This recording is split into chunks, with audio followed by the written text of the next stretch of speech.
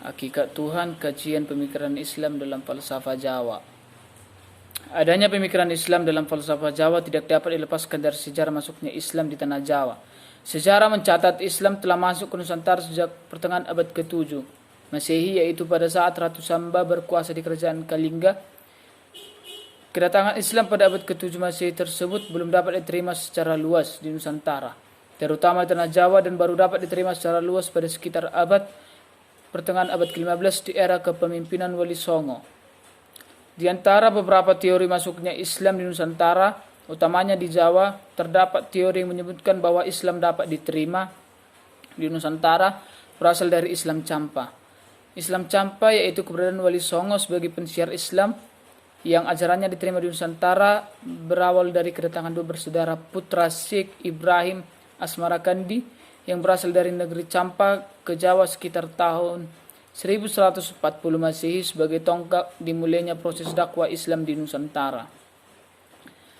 Sebagaimana telah disampaikan, yaitu Islam telah masuk ke Nusantara pada abad ke-7 Masehi yang ditandai dengan hadirnya pedagang-pedagang dari Arab dan Persia. Sementara itu Islam justru baru dapat diterima secara menyeluruh, yaitu pada abad ke-15 Masehi di era dakwah Wali Songo. Sebagaimana lazimnya nilai-nilai yang bersumber dari ajaran Islam, maka nilai-nilai keislaman yang dikembangkan oleh Wali Songo tersebut ditegakkan di atas asas keseimbangan dan keselarasan, kelembutan dan toleransi. Ajaran Sufisme yang dibawa oleh Wali Songo tersebut dapat dilihat pada nilai-nilai keislaman. Di dalam ajaran-ajaran luhur tersebut mencakup nilai-nilai agama atau religiositas, falsafah atau kebenaran atau logika yang mendalam, etika atau kebaikan, dan estetika atau keindahan. Ajaran luhur dalam karya sastra Jawa tersebut juga biasa disebut dengan karya piwulang. Karya piwulang merupakan karya sastra yang dominan dalam sastra Jawa yang berisi tentang suatu ajaran yang mengandung nilai-nilai keluhuran moral. Karya sastra piwulang mengandung nilai-nilai rohani dan ajaran moral atau etika yang ditujukan kepada pembacanya. Hal ini merupakan sebuah bukti bahwa karya sastra Jawa bersifat didaktis atau mendidik. Karya sastra piwulang tersebut sejatinya bersumber dari nilai-nilai keagamaan atau ajaran yang berasal dari Tuhan. Berbeda dengan falsafah barat yang dirumuskan melalui logika berpikir secara langsung dan bersifat lugas, maka falsafah Jawa justru disampaikan dalam bentuk ungkapan-ungkapan, renungan-renungan bersifat didaktis dan disebut sebagai karya sastra piwulang karena salah satunya mengandung falsafah hidup yang mendalam. Pemikiran Islam dapat dilihat manakala terdapat kesamaan alur berpikir antara ungkapan filosofis Jawa dalam memahami konsep hakikat Tuhan dengan ayat-ayat yang terdapat dalam Al-Quran sebagai bagian ajaran dan nilai-nilai Islam. Kesamaan alur berpikir antara ungkapan filosofis Jawa dalam falsafah Jawa dengan ajaran dan nilai-nilai Islam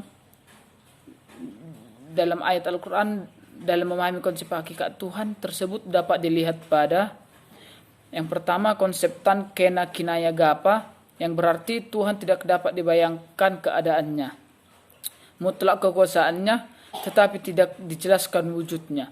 Kesadaran manusia Jawa bahwa Allah ialah Tuhan yang memiliki kekuasaan mutlak selaras dengan ajaran Islam yang telah disebutkan dalam Al-Quran. Dalam ajaran Islam yang dikemukakan oleh Imam Al-Ghazali terkait wujud Tuhan, diterangkan bahwa keadaan Allah adalah sukar untuk dipahami oleh manusia umumnya. Namun kewujudan Allah yang digambarkan sebagai cahaya telah disebutkan. Falsafah Jawa menyebutkan kemutlakan Tuhan dalam memahami konsep tan kena kinaya gapa, juga dengan cara memahami konsep Gusti Allah Kang. Yang kedua, konsep Gusti Allah Ora Sare, yang bermaksud Allah tidak tidur, yaitu Allah senantiasa terjaga di setiap masa, keadaan terjaga berkenaan menjadikan Allah zat yang maha mengetahui segala perbuatan baik ataupun buruk telah, sedang, dan akan dilakukan manusia. Selain itu juga Allah mengetahui segala kejadian yang ada dalam semesta ini. Yang ketiga, konsep sangkan paran. Falsafah Jawa berkesimpulan bahwa Tuhan merupakan sangkan paraning dumadi, atau Tuhan merupakan awal dan akhir dari penciptaan alam semesta, dan Tuhan merupakan sangkan paraning manungsa, atau Tuhan merupakan awal dan akhir dari penciptaan manusia.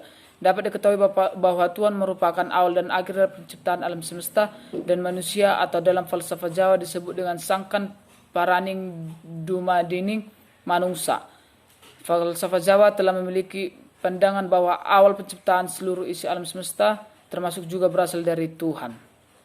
Dan seluruh isi alam semesta akan kembali kepada Tuhan atau paran.